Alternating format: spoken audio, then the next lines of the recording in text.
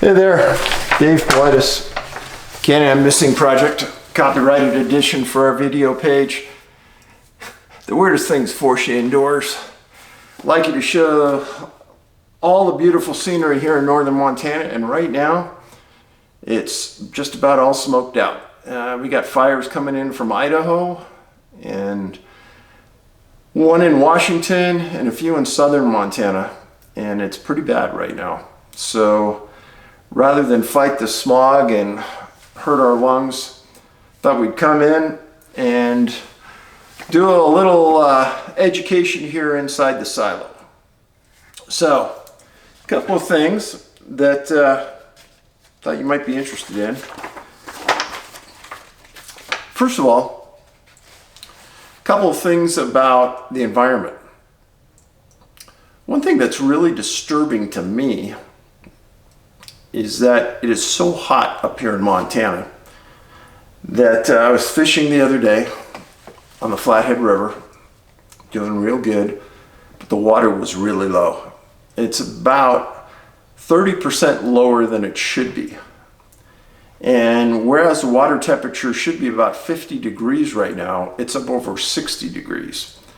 The issue for that is that you have fish that are swimming up the small tributaries to the river that are spawning. If the water in those tributaries doesn't stay cool, then the eggs will essentially fry in the hot water, and they will not replicate or hatch. And that's a huge problem. That has long-term ramifications to the health of the fishery here in northern Montana.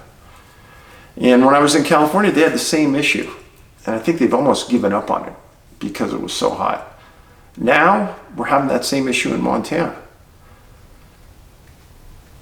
Now, the heat has also had an effect on huckleberries. So, Colorado, I never found any huckleberry bushes, but here in Montana, it's a big deal.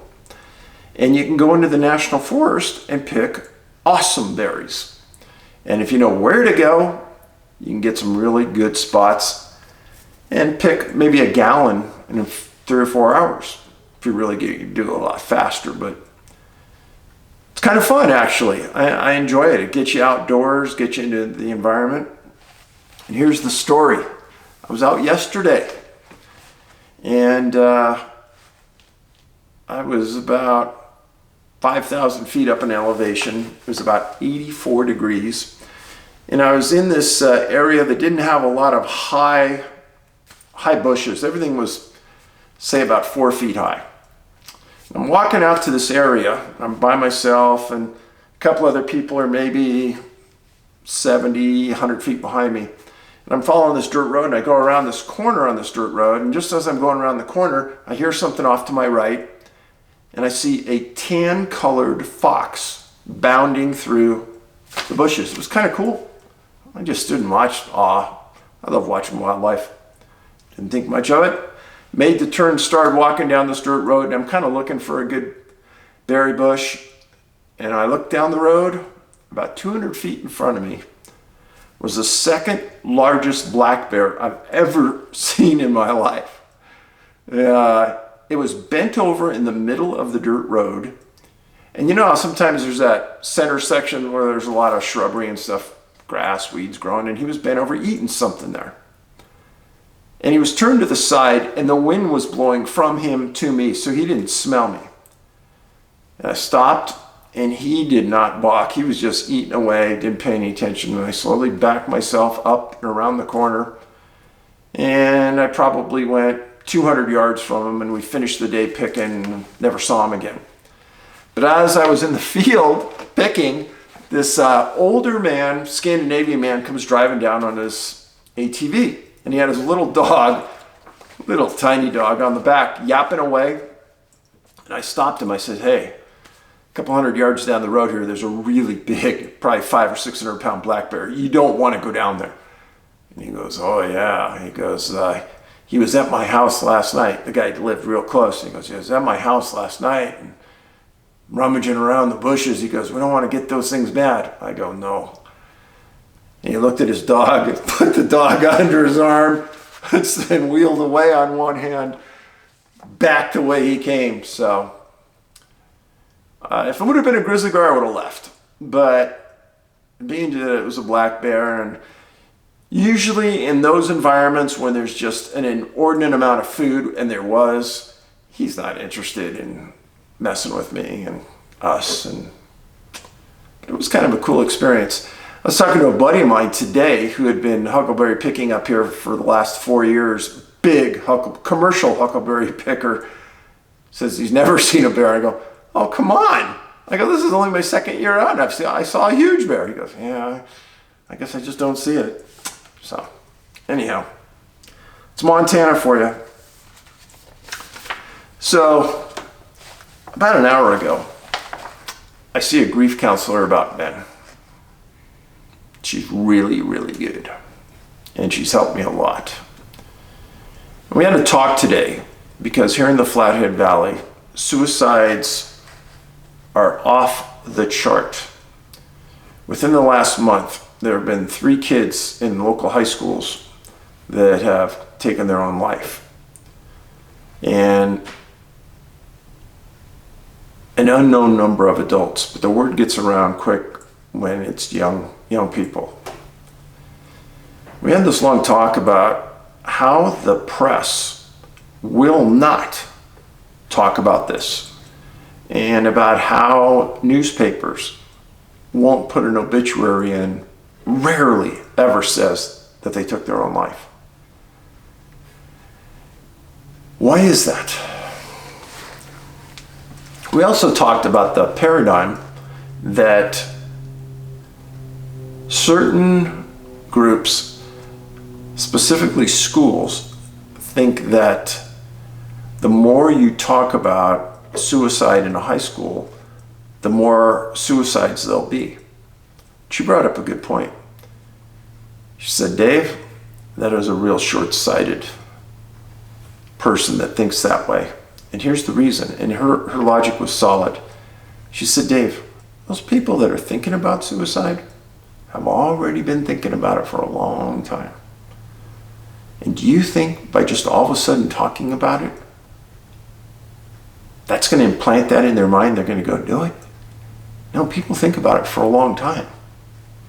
Usually isn't a big impulse, epiphany that changes their entire life. It's something that they've had to get the courage up to do, or something disastrous had to happen. But the thought that not talking about it is going to help it go away is stupidity. And I know when I was in college, there was a young man on the floor I lived on in Berkeley who took his own life.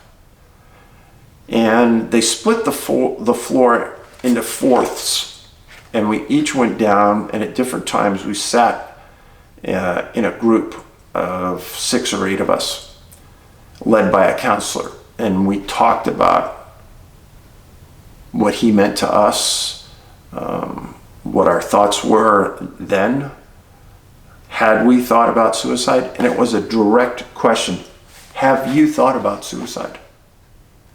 Don't tiptoe around it. Put it right out there. And if that person says that they have, and especially if that person says they've seriously thought about it, you need to get others involved. Ignoring the problem will not make it go away. There's something underlying that's causing this person to think about it. And as I stated in the video with Ben, the people that take their own lives rarely think about the impact it's going to have on others, because their own pain is so disastrous. But it's something that needs to be implanted into their head.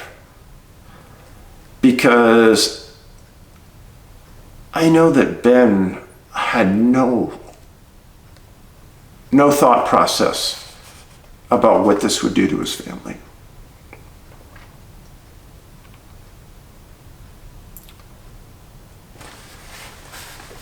And having gone through this grief process I know that the pain that these people are in that make the decision to take their life is insurmountable. It's like the end of the road. But they need to know that the people around them care so much and would be willing to do anything to make things better. Anything. I mean that. I know I probably had 100 responses on video channel, on our video channel, from people who have said that that video that I made about Ben helped them because they hadn't thought about their loved ones.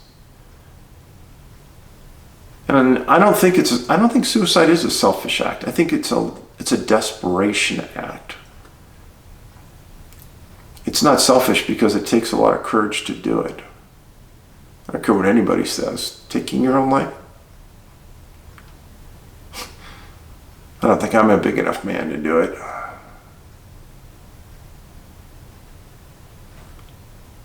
But I do think that we can't be afraid, parents, brothers, sisters, aunts, uncles, that if you see somebody troubled in your family, you can't back down and walk away from the issue. You've got to look them directly in the eye and say, hey, have you been thinking about suicide? It's okay to say yes.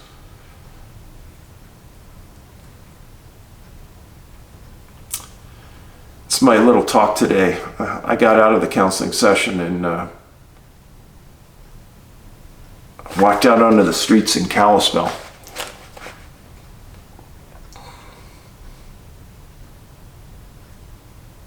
Just looked around.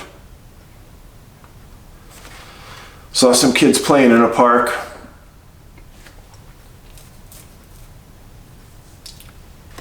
And I just cannot imagine how many people in our society are going to take their life in the next month under that belief that there's nothing that can be done and nobody that really truthfully cares.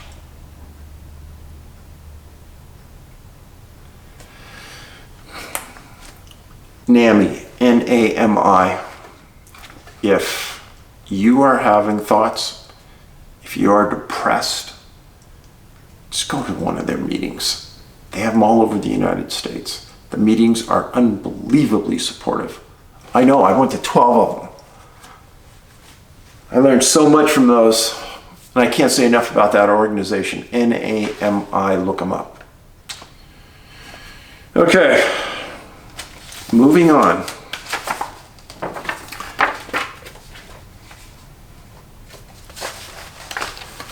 Do we establish our own meaning here on earth?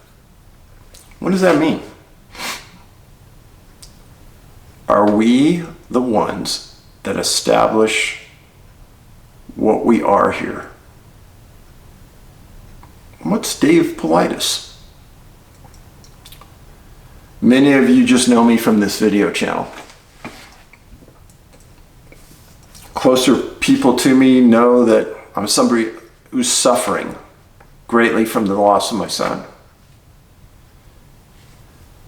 People in the missing persons world know that I'm someone that cares greatly about their cause. But more importantly, I'm just a normal guy. And I think many of you may feel that you're in a corner, you're not happy, and there's no way to break out. Not true! Not true! When I was in my 16th year as a policeman, I told myself, I'm getting out of here, because a lifetime of this would just drive me crazy.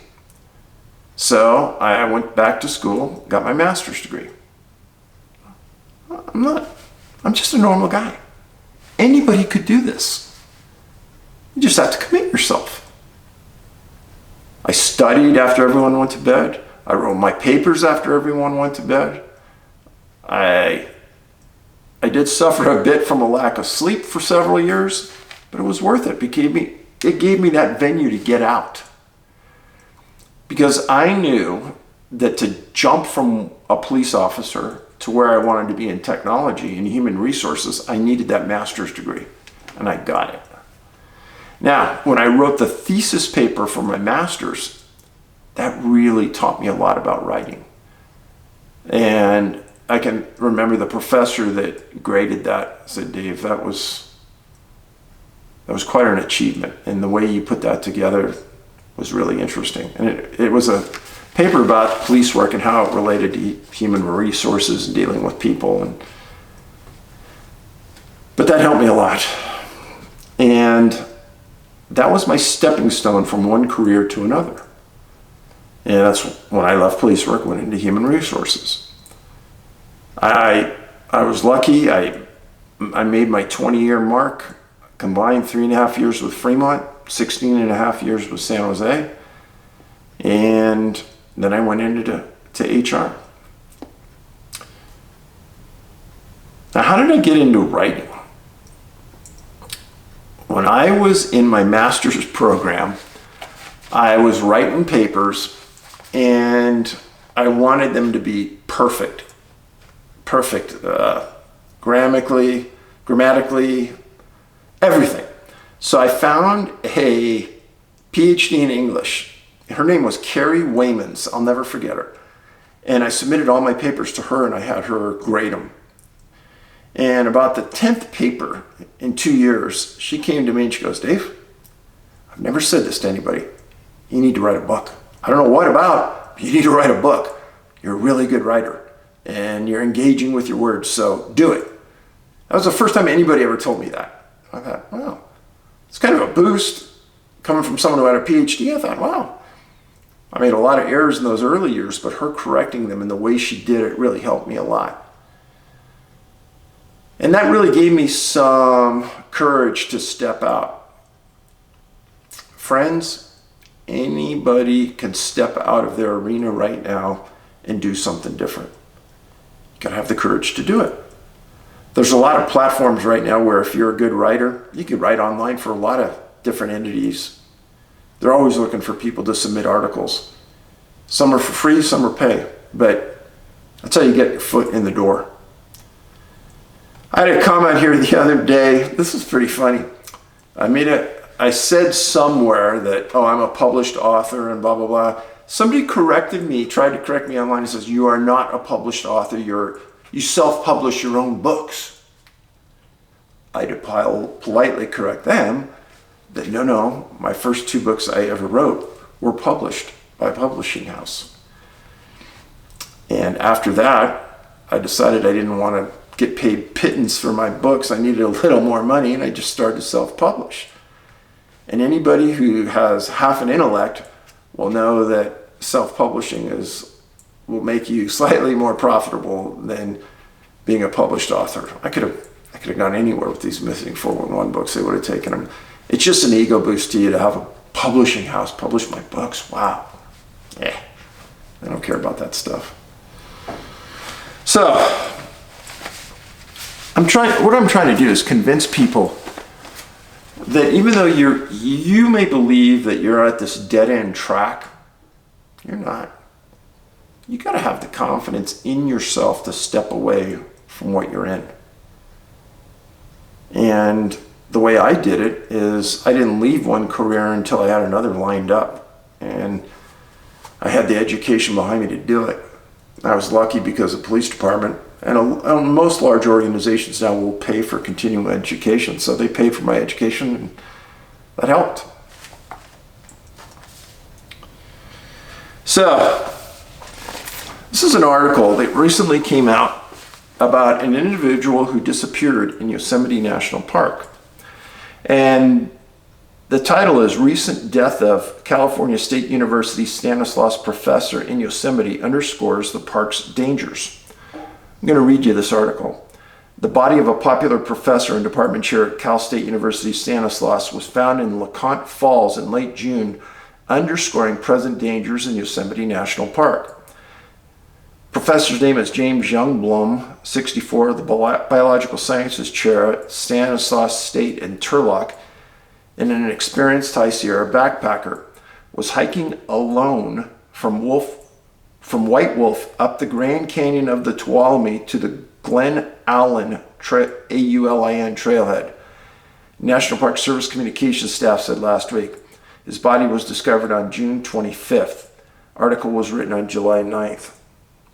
Patrick Kelly, a professor of zoology at Cal State, paid tribute to Youngblom in a June 30th post. Essentially, the guy said he was deeply committed to the science education, was known regionally as organizing an annual dinner with the scientists in collaboration with local high schools. He was a good guy. He was liked by the university and his students. Start the article again. Fatalities in the park this year include a woman who went walking to the upper Yosemite Fall overlook in mid-January and was found deceased at the base of the 1,430 vertical foot cataract on January 16th, one day after she was reported overdue. I did a video about this case. Alice Yu, 41-year-old Chinese national living in the U.S., came to Yosemite on a regional transportation bus system from Mariposa on January 14th. More than 50 people have died in and near Yosemite National Park waterfalls since 1851. The park averaged between 16 and 17 fatalities per year from 2014 to 2019, according to park stats. Over the same span of time, Yosemite search and rescue personnel have conducted an average of 240 missions annually. 240 search and rescue missions in Yosemite every year. Wow. That's a lot, folks. I didn't even know there was that many. But I'm reading this article because I'm showing you that Yosemite can keep important statistics. There were 133 deaths in the park from 2007 to 2018, the second highest total among national parks after Lake Mead National Recreation Area and Colorado River in Arizona and Nevada, which had 201 deaths. Grand Canyon National Park in Arizona and Natchez Trace Parkway in Tennessee, Alabama, and Mississippi tied for third with most deaths with 131. Here's an interesting stat for you. Drowning is the leading cause of death in national parks and national recreation areas over that time span, with 668 deaths, followed by 475 motor vehicle crash deaths, 335 fall and slip deaths, 285 natural cause deaths, 260 suicides. Yosemite was the 14th most deadly national park when factoring in the number of visitors, with 28.01 deaths per 10 million. By a death rate measure, North Cascades National Park in Washington State was the deadliest of them all, with a death rate of 652 per 10 million, 6.5 times higher than second place Denali National Park. 81% of the deaths in national parks are males. So why is this all important? Because, friends, you know how comprehensive those numbers were? Did you read all that? The National Park Service knows it's important to keep statistics. So where are the statistics on deaths in the national park system? They're saying they don't have them, but they want to charge my organization $1.4 million for them so they can go put them together. It's garbage.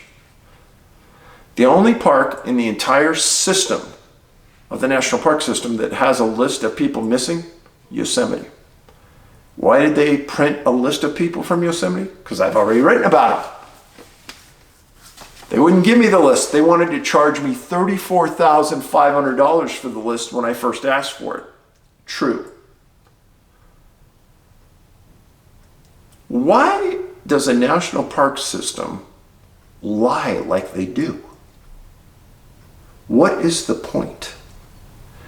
And I say lie because that was the feelings of George Knapp, who said it straight on our documentary. They're lying. They've got the stats. They don't want to give them to you. And if you watched our documentary, our first one, we interviewed the former head of the Department of the Interior, Mr. Salazar. And you just watch that documentary when he's asked by Ben about a list of missing people in the national park system. Just look at him.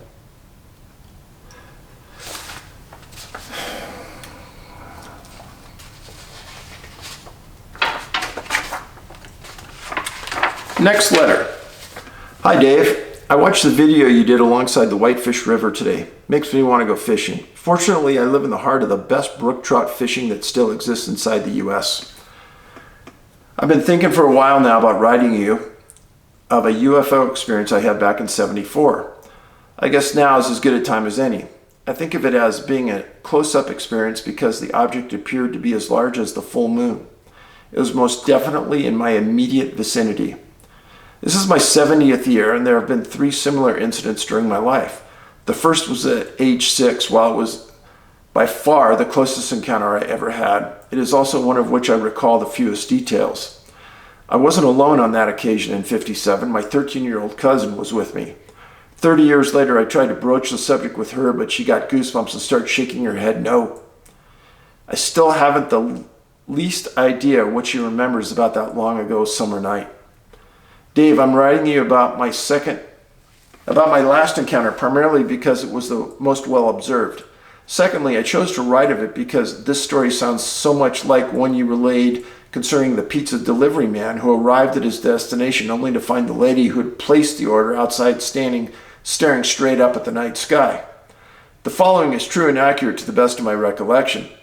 According to my memory, this last experience occurred in April of '74. At about 4 a.m. as I was driving home from work. The sky was absolutely crystal clear that morning and the moon was full. It seemed almost like daylight with many distant objects being quite visible. On that morning I was traveling northwest, true on a 4-lane bypass toward my home. When I reached the Old County Fairgrounds, the light was red and so I rolled to a stop. There were no other cars in sight at that time.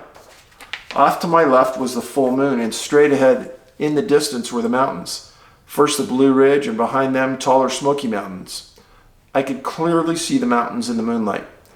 Just before the traffic light changed, I happened to look over my right, and there in the sky, low in relation to the horizon, was a very bright orange orb, at least equal in size to the full moon, which was off to my left.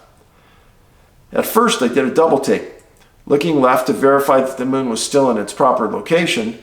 At this point, the traffic light changed, but as I just sat there with my eyes fixed on the large orb.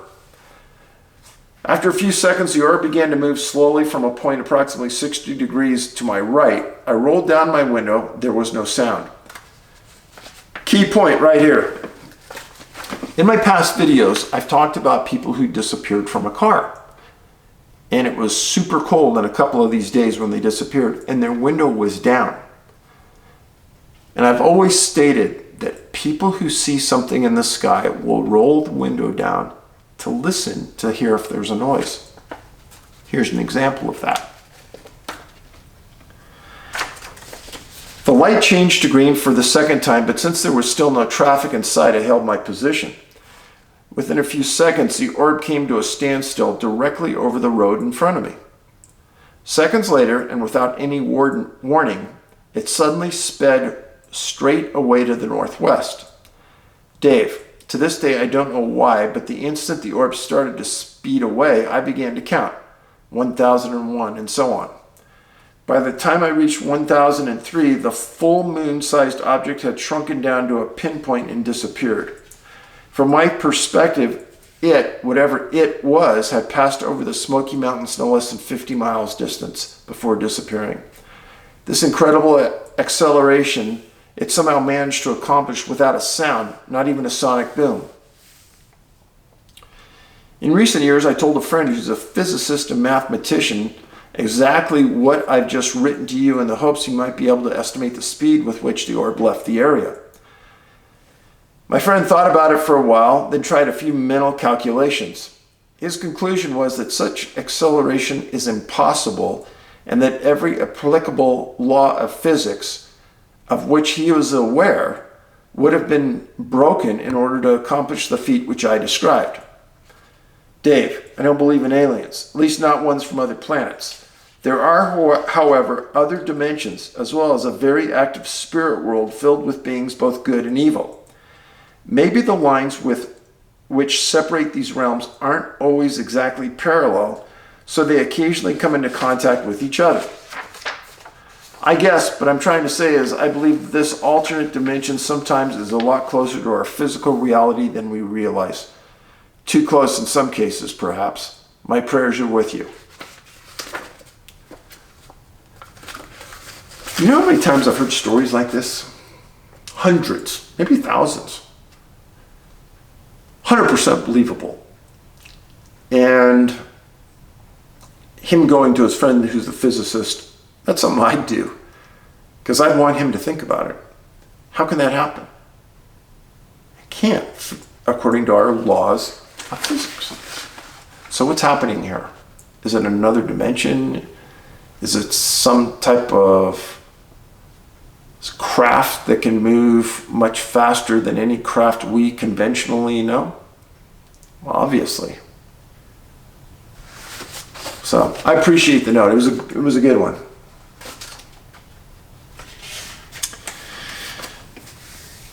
Dave, my name is Philip. I'm a seminary student. This is a new letter. I'm just writing to kindly offer you a thought you could consider regarding biblical supernatural beings. Our traditional understanding of what biblical supernatural beings are is really incorrect.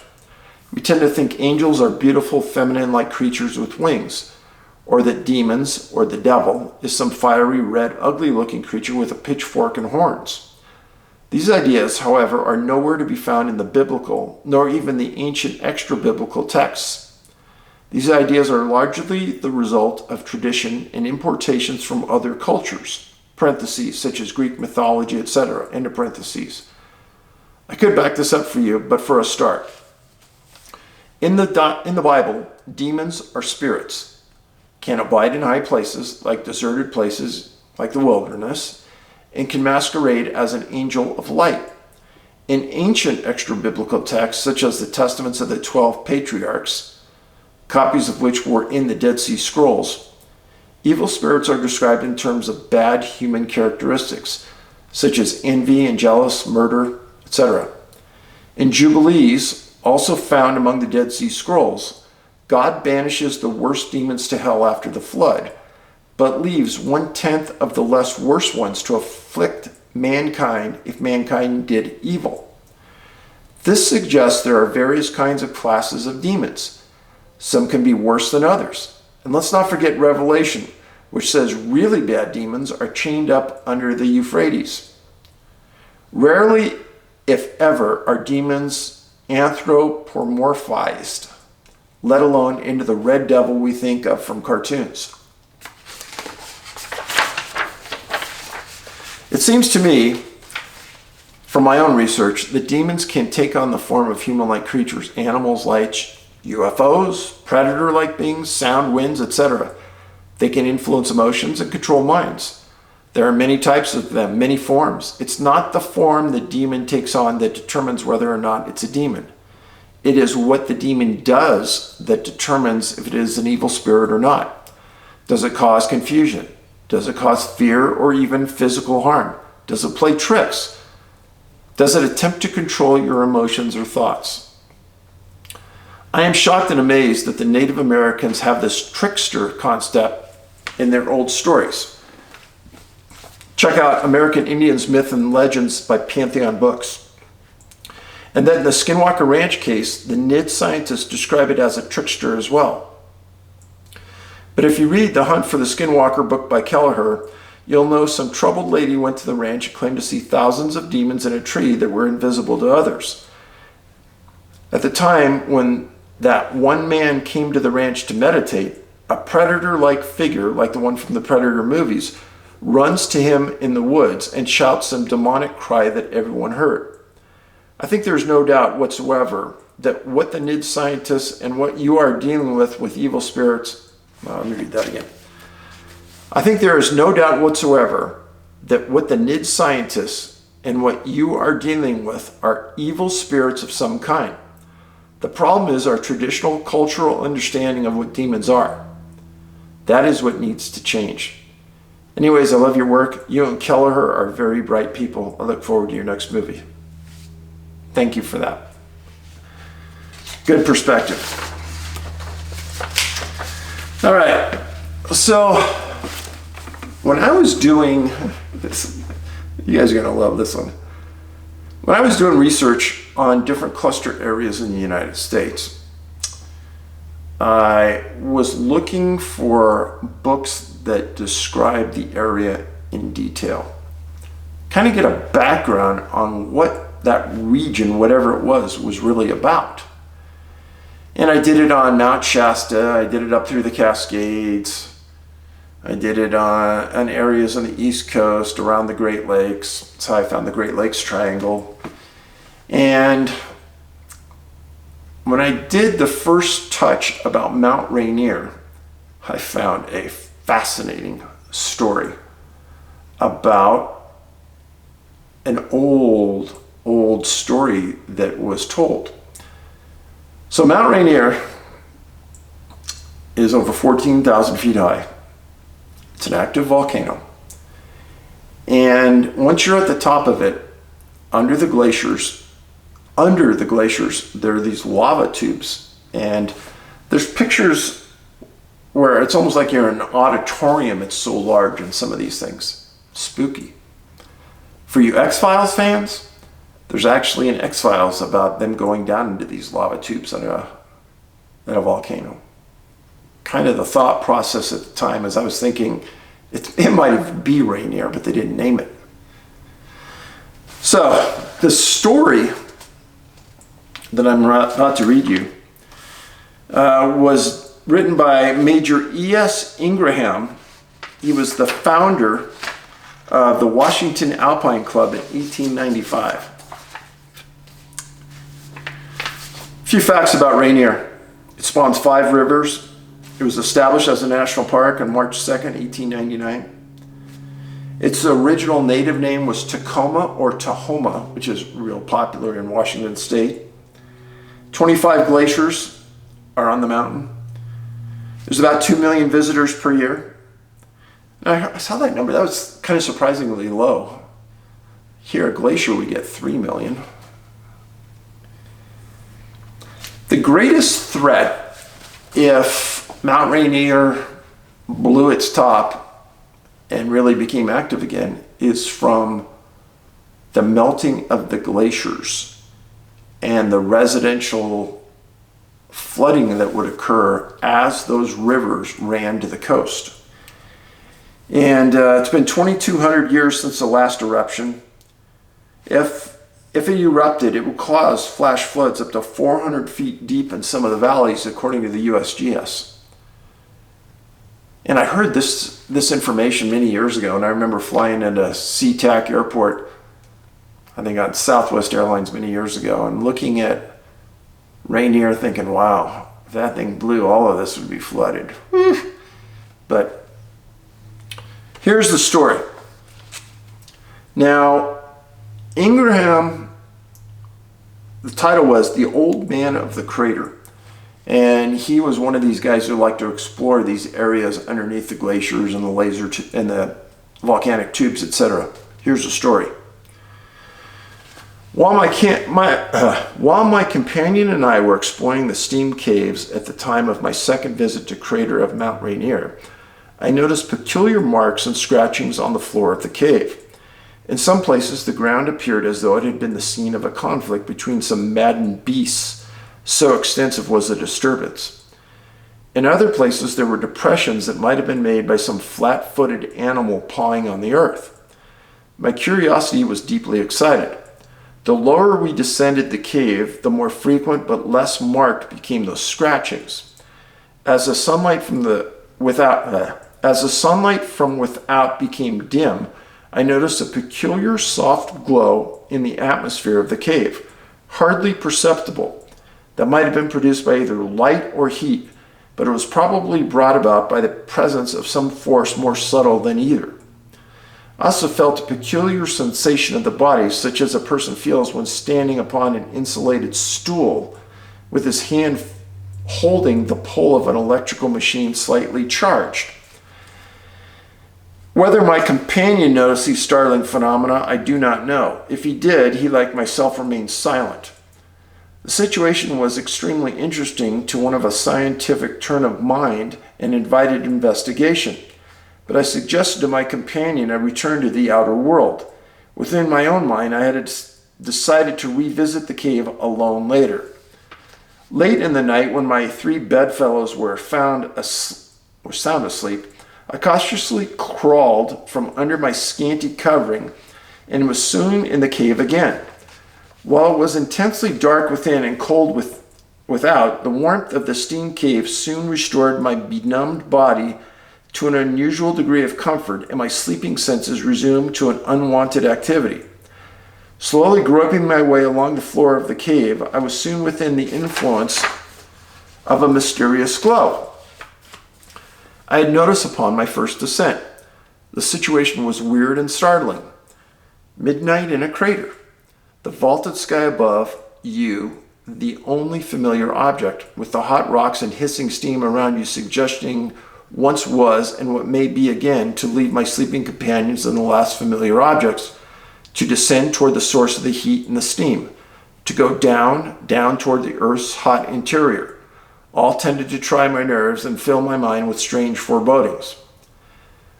While prudence and caution would bid me return to my companions and leave the mysteries of the cave unsolved, I still cautiously groped my way onward. The sense of feeling became strangely acute. I could readily keep in the center of the cave by extending my hand to either side and noting the change of temperature caused by the adjacent ice walls. The mysterious influence of a still mysterious force enabled me to know my surroundings quite distinctly. As before stated, the steam cave seemed to radiate from the center of the crater, a single passage branching into 2 or more as it nears the rim of the crater. I had reached a point where another passage joined, more properly separated from the one I was following, when I was startled by a noise, followed by several stones rolling down the tributary passage. Had my companion of the first visit noticed my mysterious things, and I had, and as he, like myself, seeking to discover the cause? I quickly stepped within a recess of the ice wall on my left and awaited developments. I had not long to wait, for almost immediately there came, now rolling, now making an attempt to crawl, a figure of strange and grotesque appearance, down the passage. It stopped within a few feet of me, writhing and floundering very much as a drowning man would do when drawn from the water as he was about to sink for the last time. Its shape was nearer that of a human being than of an animal. The crown of its head was pointed, with bristled hair pointing in every direction. The eyeballs were pointed too, and while they appeared dull and visionless at times, yet there was an occasional flash of light from the points, which increased in frequency and brilliancy as the owner began to revive. The nails of its fingers and toes were long and pointed to resemble polished steel more than a hardened cuticle. I discovered that the palms of its hands and the soles of its feet were hard and calloused. In fact, the whole body, while human in shape, except the pointedness of the parts I have mentioned, seemed very different in character from that of the human species. There was nothing about the mysterious being, however, that would make it impossible that its ancestry of long ago might have been human beings like ourselves. Yet by living in different surroundings and under entirely different conditions, many of its characteristics had changed. By degrees, the strange being began to revive. Gradually, an electrical glow covered the entire body with light centers at the end of those pointed nails, the eyes and the top of the head. It seemed to accomplish its revivification by rubbing its hands vigorously together. As soon as it had and was able to stand, it began to rub its feet rapidly upon the floor of the cave. This increased the glow of its body and caused the light centers to shine with increased brilliancy. It seemed to receive some vital fluid from the earth that at once gave new vigor to its entire system. Involuntarily, I imitated its actions and immediately found myself undergoing a very peculiar sensation. I seemed to be growing in accord with the strange being who then for the first time noticed my presence. He at once redoubled his former movements. He had rubbed his hands vigorously together and then quickly extend the points of his fingers in my direction. Then sparks of light would dart therefrom. Having become deeply interested in this strange exhibition, I went through the same maneuver with a similar result, although apparently in a much lesser degree. The effect was magical. I was becoming en rapport with the old man at the crater. I could see a brilliant point of light gradually forming on the crown of its head. Feeling my own hair beginning to rise, I removed my knit cap and I felt my hair bristling upward to a common point. The light from where his crown seemed to form an arch above and between us, and we were in communication. There, in that icy passage connecting the unknown interior of the earth with the exterior, by means of a new medium, or rather an old medium newly applied, two intelligent beings of different races were enabled to communicate, imperfectly at first, of course, but with each other. For an hour, I received impressions from the old man of the crater. It is a strange story I got from him. While the time was comparatively short, yet what he told me, not by voice or look, but by the subtle agency not known or understood by me, would fill a volume of many pages. Finally expressing doubt at what he had communicated, he commanded me to follow him. I anticipated such a demand and was ready to resist it. So when he turned to descend to the hot interior of the earth, as I verily believe, by a superhuman effort, I broke the spell and hastened upward and back to my sleeping companions. This is no myth. The old man told me of his abode in the interior of another race to which he belonged, and the traditions of that race, of convulsions and changes in the earth long, long ago, of the gradual contraction of a belt of matter around the earth until it touched the surface, hemming in many of the inhabitants and drowning the remainder of the survival of a single pair. All was shut out and the atmosphere became changed. Gradually, this remaining pair was enabled to conform to the new order of things and became the parents of a new race, which for the want of a better name, I will call subrainians. This old man of the crater had wandered far away from the abode of his race in his desire to explore. Far away from my home, we had met, each out of our own unusual sphere.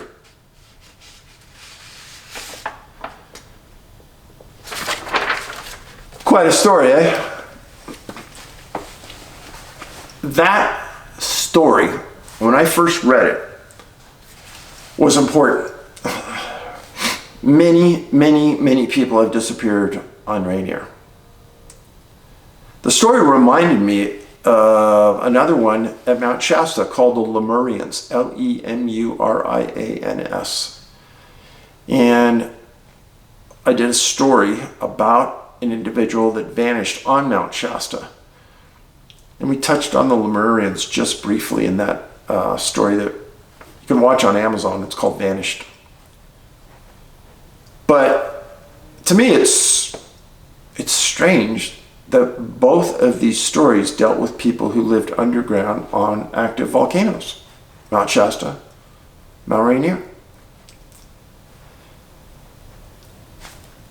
So it's important to know the background of each location where these clusters exist. And it's important to me. And in the back of my mind, I kept the Lemurians in my mind when I read this. And I thought, it's quite a connection. Now, has anyone gone down and met the colonies to come back? Well, you got to read about that. Some interesting stories to those. But I hope you enjoyed it. This was a sit-down reading session, and so hazy out there, it's not even worth going out, but I wanted to do this for you indoors, where you could drive and listen to this. And it was a little long, so my apologies. I will try to get outdoors if the weather clears. Appreciate the comments and the thumbs up. if you like the video, please make sure you are subscribed. Follow me on Twitter, David Paulides. And the Twitter address is under the description of this video, right at the top before the comments start. And also, there's links to both movies to watch them.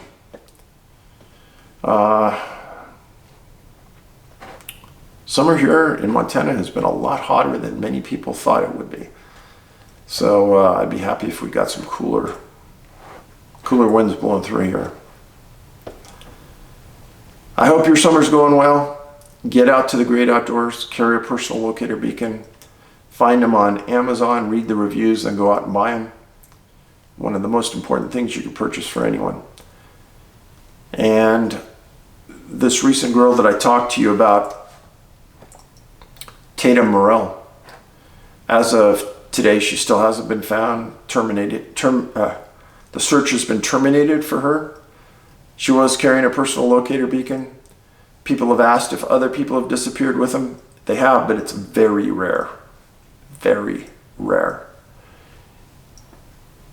And of course, the one big factor, nobody that I have ever documented or ever read about has ever disappeared carrying a personal locator beacon and a firearm.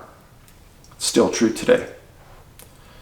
So anyhow, thank you very much for your friendship. And our village is growing. And the best way to grow a village with common beliefs and common morals is by friends. So I hope you forward this to your friends and ask them to watch, and hopefully we'll build from the ground up. Thank you, and see you soon.